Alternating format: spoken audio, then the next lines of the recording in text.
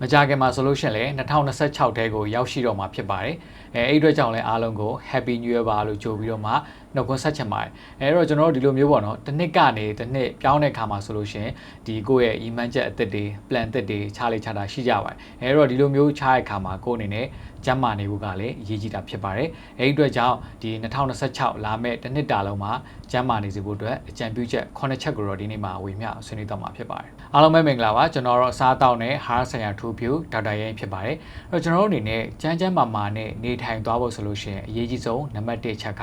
စားအသောက်ဖြစ်ပါတယ်အဲ့တော့အစားအသောက်နဲ့ပတ်သက်တဲ့ပြောထားတဲ့ဗီဒီယိုတွေလည်းအများကြီးရှိတယ်ပေါ့နော်အဲ့ဒါပေမဲ့ဒီနေ့မှာတော့အနှစ်ချုပ်ပြီးတော့မှဒီကိုယ့်အနေနဲ့ဥမာကအကျော်ကြိုက်တယ်ဆိုလို့ရှိရင်လည်းကျွန်တော်တို့ဟလာဒီတပတ်တာလုံးမှာကျွန်တော်တို့ဒီ2ရက်လောက်ပဲပေါ့နော်အဲ့တော့တချို့တွေဟလာနေတိုင်းဒီပါအကျော်စားနေတဲ့သူတွေဥမာကြက်သားကျော်တို့နောက်ပြီးတော့မှဒီငါးကိုလည်းကျော်စားတယ်အဲ့ဒီလိုမျိုးအကျော်တွေကိုကျွန်တော်တို့ဒီတပတ်ကို2ရက်လောက်ပဲစားရမယ်ပေါ့အဲ့ဒီလိုမျိုးကျွန်တော်တို့ limit လုပ်လိုက်တာမျိုးနောက်ပြီးတော့မှကိုယ့်အနေနဲ့ဒီခောက်ဆွဲကြောက်တွေနော်ဒါမျိုးကိုကြိုက်တတ်တယ်ဆိုလို့ရှိရင်လည်းကျွန်တော်တို့ဒီတစ်လလုံးမှာဒီတစ်ချိန်လွန်ရောကျွံရော2ချိန်အဲဒါမျိုးလေးကျွန်တော်တို့ limit လုပ်ပြီးတော့မှဒီစားလိုက်မယ်ဆိုလို့ရှိရင်ကိုယ့်ရဲ့ကျန်းမာရေးကိုများစွာထောက်ကူပြုမှာဖြစ်ပါတယ်နောက်ပြီးတော့မှတာရှည်ခံလောက်ထားတဲ့အသားလုံးတွေအသားကြောင်းတွေဒီအသင့်စားအစားအစာမျိုးတွေပေါ့နော်အဲတော့ဒီလိုမျိုးအစားအစာတွေကိုလည်းကျွန်တော်တို့အနေနဲ့ဒီတက်နိုင်တဲ့များဒီတစ်ပတ်ကို1ရက်2ရက်အဲဒါမျိုးလေးကျွန်တော်တို့ကန့်တက်ပြီးတော့မှစားလိုက်မယ်ဆိုလို့ရှိရင်ကိုယ့်ရဲ့ကျန်းမာရေးကိုကောင်းမွန်စေဖို့အများစွာအထောက်အကူပြုမှာဖြစ်ပါတယ်အဲဒီပြင်ကိုအစားအစာရွေးချယ်တဲ့အခါမှာဆိုလို့ရှိရင်လည်းဒီလိုမျိုးခုနလိုမျိုးပေါ့နော်ဒီတာရှည်ခံလောက်ထားတဲ့စီတုပ်ဘူးတွေအဲဒါမျိုးဟာမျိုးတွေထက်ကိုဒီတန်တန်ရှင်းရှင်းလက်လက်ဆက်ဆက်ကွာနဲ့ကိုဒီချက်ပြုတ်စားသားလို့ရတဲ့အစားအစာမျိုးတွေကိုဦးစားပေးပြီးရွေးချယ်ပေးဖို့အကြံပြုချင်ပါတယ်ဒုတိယအချက်ကကြတော့ဝမ်းမချုပ်ဖို့ဖြစ်ပါတယ်အဲ့တော့ကျွန်တော်တို့လာဒီဝမ်းတစ်လုံးကောင်းရင်ခေါင်းမခဲဆိုတဲ့အဆိုးစကားအတိုင်းပဲပေါ့နော်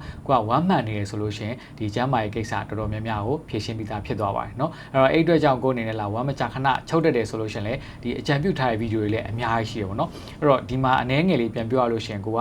ဝမ်းမကြခဏချုပ်တတ်တယ်ဆိုလို့ရှိရင်တော့ဒီကိုနေ့လေစာစားတိုင်းညစာစားတိုင်းမှာအသီးရွက်နဲ့အသီးနှံလေးကိုပအောင်စားပေးဖို့အကြံပြုချင်ပါတယ်ပြီးတော့လို့ရှိရင်လည်းကျွန်တော်တို့လာဒိန်ဂျင်လေးကိုတစ်ပတ်ကို3ရက်လောက်တောက်ပေးတာမျိုးနောက်ပြီးတော့မှဒီကိုကအထိုင်များရဆိုလို့ရှိရင်လည်းအလုပ်ရှားလေးလုပ်ပေးတာမျိုးပေါ့နော်ပြီးတော့ရင်ရေကိုလည်းတစ်ရက်ကို2လီတာလောက်ပြည့်အောင်တောက်ပေးတာမျိုးဒါမျိုးလေးလုပ်ပေးမယ်ဆိုလို့ရှိရင်တော့ဒီဝမ်းမှန်စေဖို့ကိုများစွာထောက်ကူပြုမှာဖြစ်ပါတယ်တတိယအချက်ကကြတော့လေ့ကျင့်ခန်းကိုမဖြစ်မနေလုပ်ဖို့အကြံပြုချင်ပါတယ်တချို့ကလေ့ကျင့်ခန်းလို့ပြောလိုက်တယ်ဆိုလို့ရှိရင်ဆရာကြီးကျမကတော့အိမ်မှာလှုပ်ရှားရှားအမြဲလုပ်နေတာပဲအမြဲလှုပ်ရှားရပါတော့ဒါမျိုးပြောတာမဟုတ်ပါတော့အဲ့တော့ကိုယ့်အနေနဲ့လေ့ကျင့်ခန်းကိုတသက်မှတ်လုပ်တာမရှိသေးဘူးဆိုလို့ရှိရင်တရက်ကိုနိုင်ဝက်လောက်လေးပေးပြီးတော့မှအနည်းဆုံးလေးလမ်းလျှောက်ပေးတာမျိုးပေါ့နော်အဲ့ထက်ကမှပေါ်လို့နိုင်တယ်ဆိုလို့ရှိရင်အလေးလေးတွေနဲ့ပေါ့နော်ဒီဆော့ပေးတာမျိုးဒါမျိုးလေးကိုတော့လှုပ်ဆောင်ပေးဖို့တော့အကြံပြုချင်ပါတယ်နံပါတ်4အနေနဲ့ကကြတော့ရေကိုတေချာတောက်ပေးဖို့ဖြစ်ပါတယ်အဲ့တော့တချို့တွေပေါ့နော်တရက်လုံးမှာရေကို1လီတာမှမကုန်တဲ့သူတွေလည်းရှိပါတယ်အဲ့တော့အဲ့အတွက်ကြောင့်ကိုယ့်အနေနဲ့ဒီလာမဲ့နှစ်သစ်ထဲမှာကျန်းမာရေးပိုကောင်းဖို့ဆိုလို့ရှိရင်တော့အနည်းဆုံးတရက်ကို2လီတာလောက်တော့ပြည့်အောင်တောက်ဖို့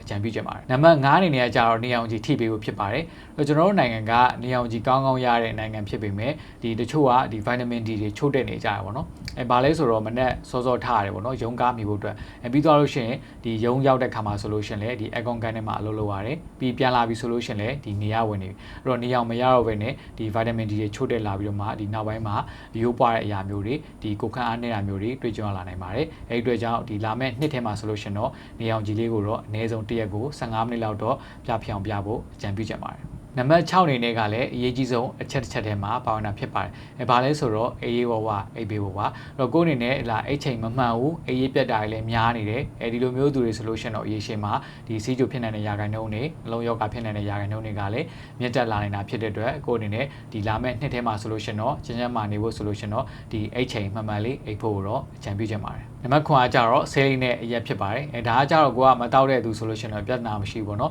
်တကယ်ကိုကဆေးလိပ်ကောအရက်ကောတောက်နေတဲ့သူတွေဖြစ်တယ်ဆိုလို့ရှိရင်တော့ဒီဖြည်းဖြည်းချင်း short ပေါ့နော်ဖြတ်နိုင်တယ်ဆိုလို့ရှိရင်တော့အကောင်းဆုံးဖြစ်ပါတယ်နောက်တစ်ခုကကိုကဆေးလိပ်မတောက်ရင်တော့မှဒီဆေးလိပ်တောက်တဲ့သူနဲ့ဒီနီးနီးကက်ကက်နေတဲ့ဆေးလိပ်ငွေတွေရှူနေမိတယ်ဆိုလို့ရှိရင်တော့ဒီဆေးလိပ်တောက်တဲ့သူလိုမျိုးပဲကိုမှယောဂါတွေရှာလာနေတာဖြစ်ပါတယ်အဲ့အတွက်ကြောင့်ကျွန်တော်တို့အနေနဲ့ဒီကျန်းကျန်းမာမာနဲ့နေတိုင်းသွားဖို့ဆိုလို့ရှိရင်ခုနကကျွန်တော်ပြောပြတဲ့9ချက်ကိုဒီလာမဲ့နှစ်သက်ထဲမှာတေချာလေးဒီဆင်ញင်ဖို့အတွက်အကြံပြုလိုက်ရပါတယ်အဲ့တော့မမေ့ပါနဲ့တင်ကိုယ်တိုင်ကတင်အတွက်အကောင်းဆုံးဆရာအောင်ပါတယောက်ချင်းစီတိုင်းနှစ်သက်မှာစိတ်ရောကိုယ်ပါကျန်းမာချမ်းသာကြပါစေလို့စတောင်းပေးလိုက်ပါတယ်ခင်ဗျာ